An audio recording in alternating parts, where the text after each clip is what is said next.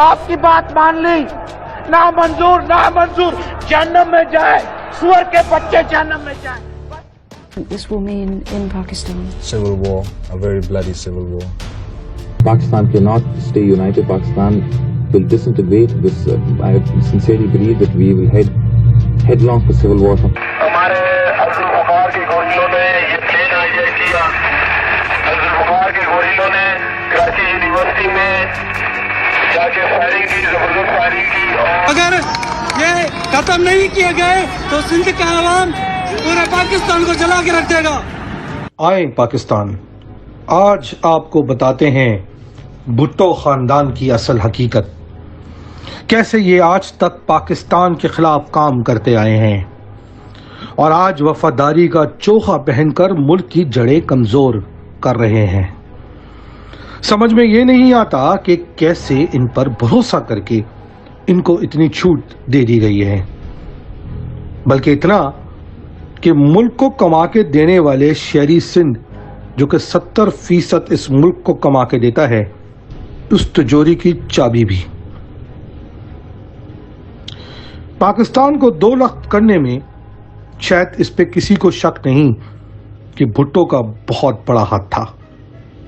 अगर वो चाहता तो सिर्फ 88 सीटें लेने के बाद 156 सीट लेने वाली अवामी लीग को मशरक़ी पाकिस्तान के अंदर हुकूमत बनाने देता, मगर उसने अपनी हुकूमत बचाने के लिए कुछ ऐसी तकरीरें करी पाकिस्तान को तोड़ने के लिए. उससे कौन सी बड़ी? अब ये देखिए, जब मैं कहता हूं इससे बड़ी कोई ज्यादती, आपकी बात मान ली, ना मंजूर जहन्नम में जाए, सुअर के बच्चे जहन्नम में जाए. फिर जब बांग्लादेश बनने के बाद उसका दौरा किया तो देखें कि कैसे मुजीबुर रहमान के साथ ऐसे बगैरगीर हुआ कि जैसे कि बहुत बड़ा कोई अपना मिशन दोनों भाइयों ने अकम्प्लिश कर लिया. क्या ये झप्पियां इस बात का अंदेशा नहीं देती कि पाकिस्तान तोड़ना हमेशा से भुट्टो के लिए महल था? देखते हैं.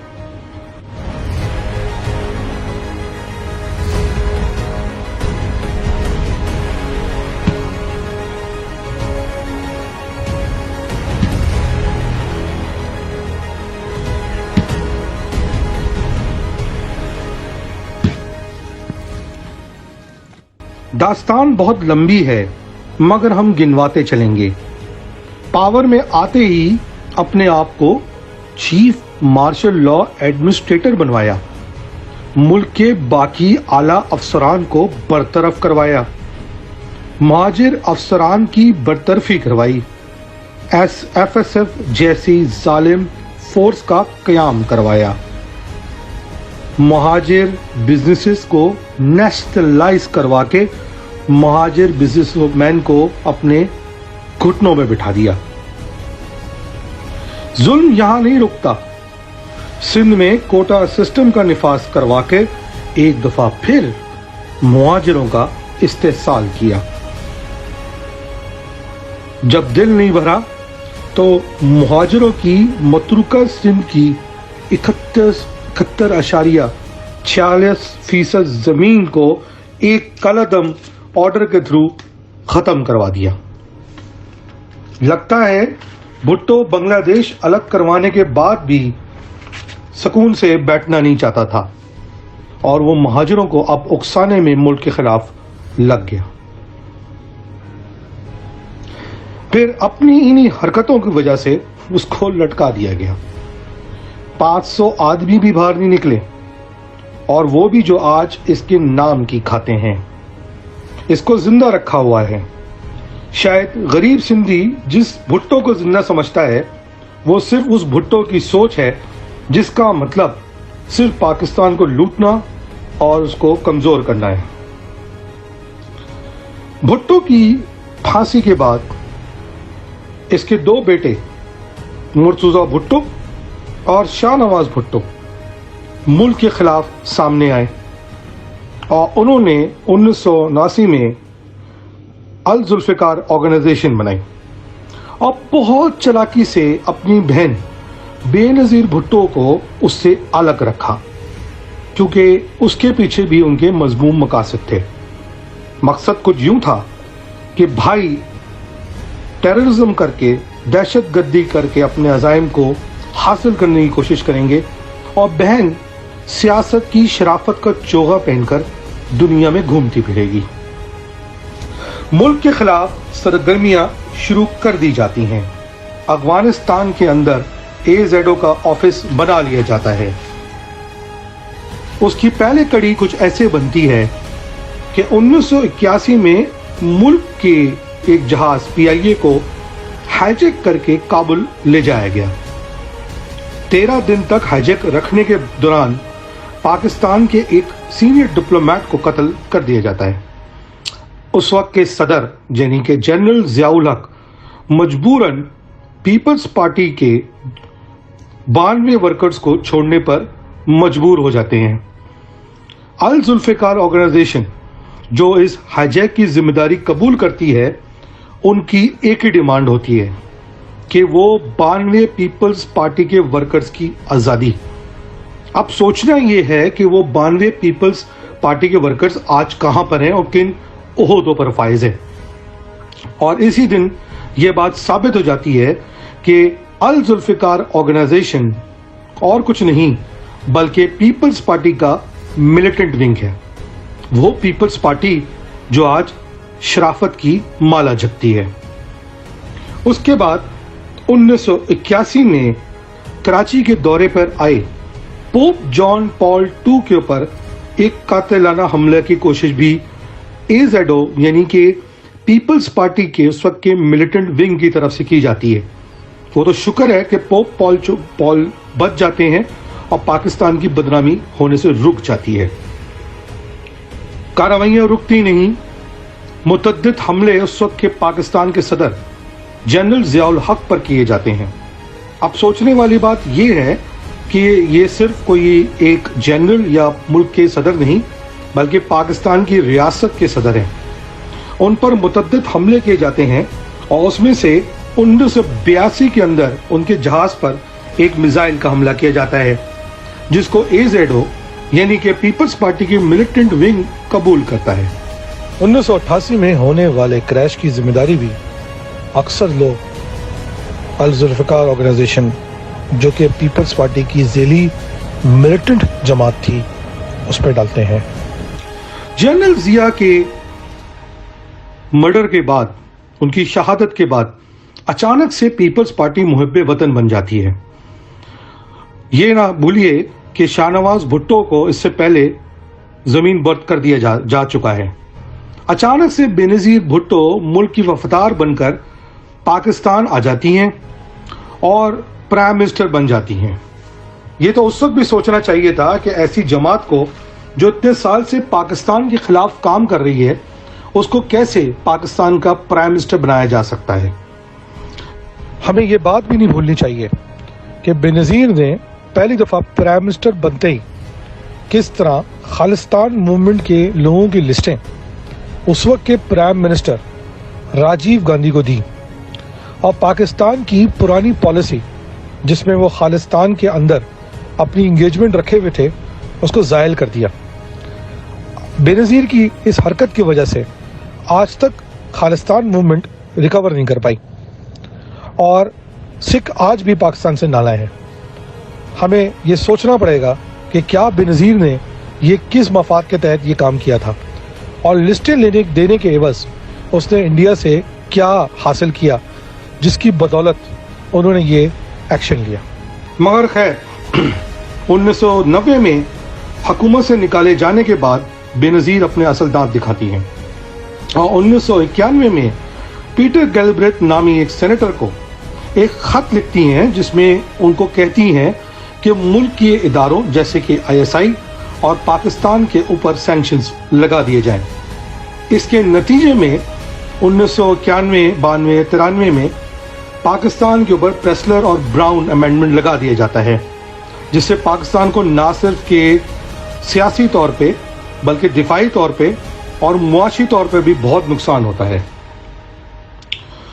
1993 की जब हुकूमत पीपल्स पार्टी की आती है तो वो अपने बाप के छोड़े हुए अज़ाइम को मुकम्मल करने में लग जाती हैं और ना सिर्फ के दबा के करप्शन करी जाती है बल्कि उस करप्शन को छुपाने के लिए उसकी आड़ में 15,000 मुहाजिरों का कत्ले आम अपने इंटीरियर मिनिस्टर और पुलिस के हाथों करवा दिया जाता है। ये ना भूला जाए कि ये पीपल्स पार्टी के दौर के अंदर हैदराबाद पक्का किला मैसेकर और हैदराबाद के अंदर कार्नेज किया जाता है जिसमें सैकड़ों मुहाजिरों को कत्ल कर दिया जाता है और वो दंदनाते आज भी घूमते नजर आते हैं। फिर एक दफा फिर कत्ल गारत के इल्जाम पे और करप्शन के इल्जाम पे इनकी हुकूमत को लात पड़ जाती है और ये अपना पैसा मनी लॉन्ड्रिंग के थ्रू भगा के पाकिस्तान से बाहर चले जाते हैं। हम अक्सर सुनते हैं कि जरदारी ने अपनी जेल में सजाएं भुगती हैं। अगर कोई सिद्के दिल से इसकी इन्वेस्टिगेशन करे तो पता चल जाएगा कि जरदारी ने जेल में कितना और जियाउद्दीन हॉस्पिटल में कितना टाइम गुजारा है। कहानी कुछ खत्म नहीं हुई। बेनजीर फिर 2007 के अंदर एनआरओ लेकर वापस आ जाती है और फिर उन्हीं तालिबान के हाथों चढ़ जाती हैं जिन तालिबान को 1994 में उन्हीं के इंटीरियर मिनिस्टर नसीरुल्लाह बाबर, जिसके हाथों पर हजारों मुहाजिरों का कत्ल है, उसने ही उनको खड़ा किया होता है और उन्हीं के हाथों वो मारी जाती हैं। अब सोचने की बात यह है कि ये वही तालिबान हैं जिनको पीपल्स पार्टी की गवर्नमेंट ने खड़ा किया और उस वक्त एक ऐसे आदमी की हुकूमत अफगानिस्तान में है जो उस वक्त के बाद बनने वाले पाकिस्तान के सदर आसिफ जरदारी के बहुत अच्छे दोस्त थे, यानी कि अशरफ गनी, और वो इतने कि वो जरदारी की इनॉग्रेशन में भी आए थे। ये फैसला मैं आप पे छोड़ता हूं। मगर ये ना भूला जाए कि बेनजीर के कत्ल के बाद किस तरह पूरे पाकिस्तान के अंदर पाकिस्तान ना खपे के नारे लगाए जाते हैं और मुल्क के अंदर हजारों अरबों डॉलर्स का खर्च नुकसान कर दिया जाता है। खास तौर पे कराची के अंदर माँ बहनों की इज्जतों को पामाल किया जाता है और हजारों अरबों रुपए का नुकसान कर दिया जाता है और फिर पाकिस्तान खपे का नारा लगाकर एहसान करके जरदारी को हुकूमत में ला के प्रेसिडेंट बना दिया जाता है। जरदारी प्रेसिडेंट बनने के फौरन बाद दोबारा हमारी नजर में मुल्क को कमजोर करने में लग जाता है और 2010 में 18वीं तरमीम पास करवाकर सिंध को वो इख्तियार दिलवा देता है कि उसका सिंधु देश बनाने का ख्वाब पूरा होने की तरफ गामजान हो जाता है और उसको मुल्क के मफाद में कह भी दिया जाता है क्योंकि वो मुल्क का प्रेसिडेंट होता है। अब ये ना भूलें कि उसामा बिन लेडेन भी पीपल्स पार्टी के दौर में पाकिस्तान में पकड़ा जाता है और उसकी मुखबरी में मुलव्वस रेमंड डेविस को पाकिस्तान से भगाने में भी पीपल्स पार्टी का हाथ है। जब मुल्क के मुख्तलिफ इदारों को इस बात का अंदाजा होता है कि उसामा बिन लेडेन को पकड़वा कर पाकिस्तान के अंदर पाकिस्तान के आला इदारों को बदनाम करने की कोशिश की गई है तो ज़ाहिरी बात है उनकी गैरत जागती है। मगर जहां उनकी गैरत जागती है वहां पीपल्स पार्टी के लोगों की अय्यारी भी जागती है और हुसैन हक्कानी, जिनका बैमो गेट स्कैंडल सामने आता है, वो अमरीकी हुकूमत से इस बात की मदद मांगते नजर आते हैं कि किस तरह पाकिस्तान की मिलिट्री क़यादत को बदनाम करके कमज़ोर किया जाए ताकि उनके कंट्रोल पाकिस्तान की हुकूमत में मजबूत हो जाए। ये ना भूला जाए कि आज भी हुसैन हक्कानी अमेरिका में पीपल्स पार्टी के लिए लॉबिंग कर रहे हैं और उसी लॉबिंग के तहत बिलावल भुट्टो अभी अमेरिका गए हुए हैं। मुल्क को अरबों डॉलर का शिकार बना के पीपल्स पार्टी की जब हुकूमत खत्म होती है तो ये याद रखिए कि उस दौर में एक दफा फिर कराची में एक और पीपल्स पार्टी का मिलिटेंट विंग, इस दफा पीपल्स अमन कमेटी के नाम से खड़ा कर दिया जाता है और एमक्यूएम के साथ बगलगीर होने के बावजूद एक दफा फिर महाजरों का कत्लेआम कर दिया जाता है। उज़ैर बलोच नामी नुमाइंदा खड़ा किया जाता है जिसके खिलाफ आज मुल्क दुश्मनी के बहुत सारे केसेस सामने आ रहे हैं। ये किस तरह उसने मुल्क के असासों को नुकसान पहुंचाने में आगे आगे अपना अमल दखल दिखाया। उसका ताल्लुक पीपल्स पार्टी से है और इंटरनेट पे बेशतर तस्वीरें देखी जा सकती हैं कि किस तरह आसिफ जरदारी, जो कि पीपल्स पार्टी के प्रेसिडेंट भी हैं, चेयरमैन हैं, उनकी बहन उज़ैर बलोच के साथ उनकी महफिल में शामिल होती हैं اس کے علاوہ بہت سارے اور جو پیپلز پارٹی کی حکومت میں ہیں.